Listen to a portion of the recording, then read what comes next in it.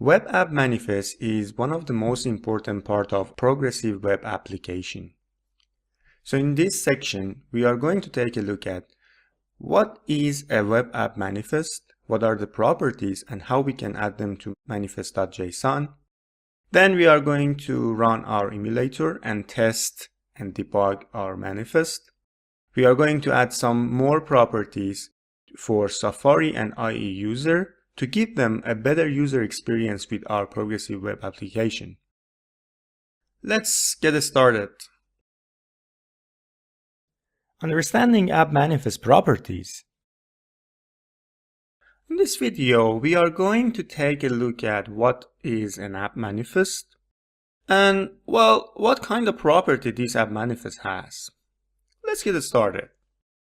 What is a web app manifest? Actually, a web app manifest is a JSON file which provides information about our application, such as name, description, icon, or etc. Well, the purpose of this app manifest is to install applications to home screen of a device, and it provides our users a quicker access to our application and also a better and richer experience. It's just like a native app. They can just click, tap on their, icon of the application and the application will start immediately, just like a native app. So there are a couple of properties in this app manifest.json file, which we are going to take a look at in this video. So, we will start with name, short name, and description. Name is a name of our application, and it can be shown in a splash screen, for instance. And short name is a very short name of our application that will be shown actually below the icon in home screen, for instance. And description actually will just describe our application, what it is, and it's just some information about our application. Background color will enforce actually the device to show this background color while our application is loading and launching in a splash screen and in the initial load. And theme color will enforce the application and device to display this color as a default color, such as changing the color in taskbar in the top bar of the Android device, for instance. Start URL will tell the browser that you have to start from here. For instance, here I just put /index.html means our application should start from this file from root. / means root. So you can add anything else if you want for your, application.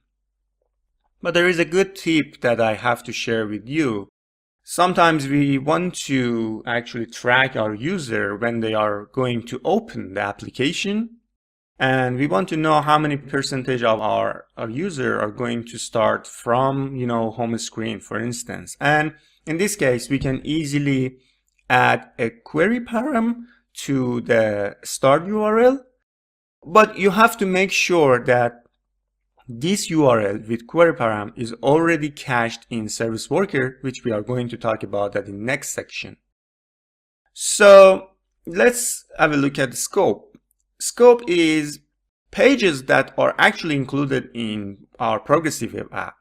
It defines a navigation scope of a web application's context. For instance, if actually you say, I want to just have all the pages under a / pages, then everything else is going to be out of this PWA, experience for our user. So for instance, here I just put dot means I want everything. Display and orientation, which they will give our user a better user experience. For instance, for display, we have 4 different, value: full screen, standalone, minimal UI, and browser. The name are so descriptive, I don't need to explain it that much. However, If you want to give your user a better user experience, just like a native app, sometimes we just put it to instant, like standalone or full screen, for instance, which will open our applications like standalone application, like a native app, without any like address bar or anything else of the browser. And orientation will actually give our user a better orientation of the device. And I mean, it enforces the device and user to be shown in that orientation. For instance, if you are going to design an application which is better in landscape mode, then you can just say, I want user to be enforced in landscape, or landscape should be primary or secondary, or whatever you want. Direction shows our application direction. By default is auto, and browser is going to detect that. However, maybe you are going to design in a different language that you need like left to right or right to left direction. You can just put it here to enforce browser to show this direction to the user. And also language will set the default language for your application.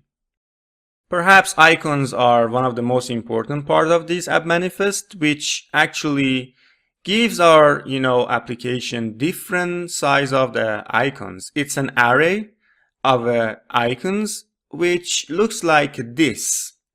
It has source src, which links to our icon size, icon image, type, which basically we strongly recommend always use PNG, and sizes, which defines the size of this icon to enforce, the device and iOS to use these proper size for different sizes of mobile devices.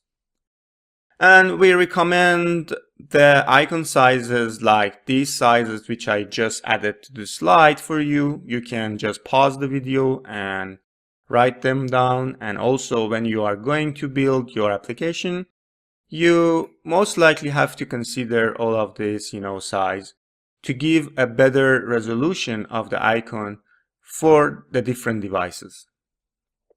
I also want to talk about two other property, which is prefer related application. And by default is false, but sometimes let's say you have a native application for some reason and you want to force, your user to install native application instead of this web application. So what you can do, you can just set preferred related applications to true, and then in related applications you have to define your native application, which basically has an array of your native application, and each property of each member of this array is an object which has three property: platform, URL, and ID. The ID used to represent the application on the specific platform, for instance, like in Google Play Store or Apple Store.